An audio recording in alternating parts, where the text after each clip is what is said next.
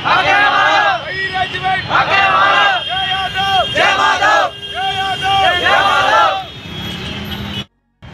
हित के लिए जो भी बॉर्डर पर लड़ता है, ठीक है, देश के लिए हमारे सारे लोग भारतीय हैं, सारे लोग सम्माननीय हैं। जो भी फौजी भाई हमारा बॉर्डर पर भारत की सुरक्षा कर रहा है, लड़ रहा है। पर मेरा मतलब ये है कि देश के राजनेताओं द्वारा या देश के द्वारा जो भेदभाव क्यों किया जा रहा है।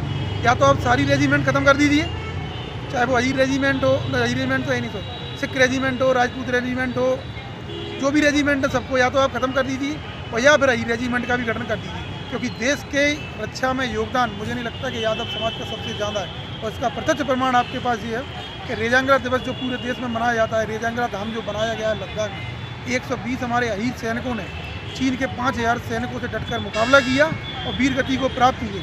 सारा गोला बारूद खत्म हो जाने के बाद भी वो पत्थरों से, डंडों से और लाठियों से, चाकुओं से लड़ते रहे और शहीद हो गए, जिसके कारण आज लद्दाख भारत का एक हिस्सा है।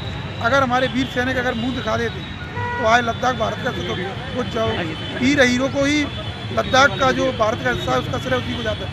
उसी आधार पर और जितने हमारे जवान शहीद होते हैं तो हमारा भी जवान अगर मारा जाए तो उसके कंधे पर वीर हीर लिखा हो, जैसे और जवान मारे जाते हैं उनके शहीद होते हैं उनके कंधे पर लिखा होता है। अच्छा, कब से ये आप मांग कर रहे हैं? ये मांग हमारी सालों साल से चली आ रही है, पर सरकार इसके लिए कोई गंभीर नहीं है। क्या मानसिकता सरकार की आप इस पर बताना चाहते हैं? सरकार की मानसिकता ये है कि यादव समाज का राजनीतिक प्रतिनिधित्व ना के बराबर है और जो लोग भी हमारे राजनीतिक में हैं, चाहे वो सांसद हो, मंत्री हो, MLA, वो मुंह में बिल्कुल गुड़ दबाए बैठे हैं, केवल अपनी राजनीतिक रोटियां सेक रहे हैं और राजनीति के अलावा उन्हें अहीर रेजिमेंट की मांग उन्हें नहीं दिखती। मैं तो उनसे भी कहना चाहूँगा जो हमारे MP MLA हैं, हम केंद्रीय मंत्री हैं, कि अहीर रेजिमेंट की लड़ाई के लिए वो लोग भी सड़कों पर आ जाएं, क्योंकि ये लड़ाई हमारे आत्मसम्मान की लड़ाई है और समाजों के प्रतिनिधित्व ज़्यादा है तो उन्हें उनके हिसाब से रेजिमेंट सेना में अहीरों का महत्वपूर्ण योगदान रहा है और देश में जो लीडरशिप रही है उसमें भी अहीरों का महत्वपूर्ण योगदान रहा है। आप देख सकते हैं लालू प्रसाद यादव जी, मुलायम सिंह यादव जी, शरद यादव जी, जो कि बड़े बड़े लीडरशिप पूरे देश में एक आप देख सकते हैं। उस मुकाबले पे इन लोगों ने भी कभी ऐसी कोई आवाज़ नहीं उठाई है। आप क्या कहना चाहते हैं इन लोगों से? ये आवाज़ उन्होंने उठाई है। हमारे अखिलेश यादव जी के पिछली बार जो उनका चुनाव में जो वचन पत्र था उसमें भी उन्होंने मांग की थी कि अगर हमारी गवर्नमेंट बनती है तो वही रेजिमेंट का गठन करेंगे। और लालू जी और मुलायम जी तो हमेशा से आवाज़ उठाते रहे, पर जो लोग हमारे और अदर पार्टी हो, चाहे वो कांग्रेस हो, BJP हो और में वो पार्टियों के हमारे सांसद विधायक जो आज केंद्रीय मंत्री बने बैठे हैं, वो उन लोगों ने कभी आवाज़ नहीं उठाई। इसके लिए आप सरकार को क्या कहना चाहते हो? आपकी मांगें नहीं मानी गई?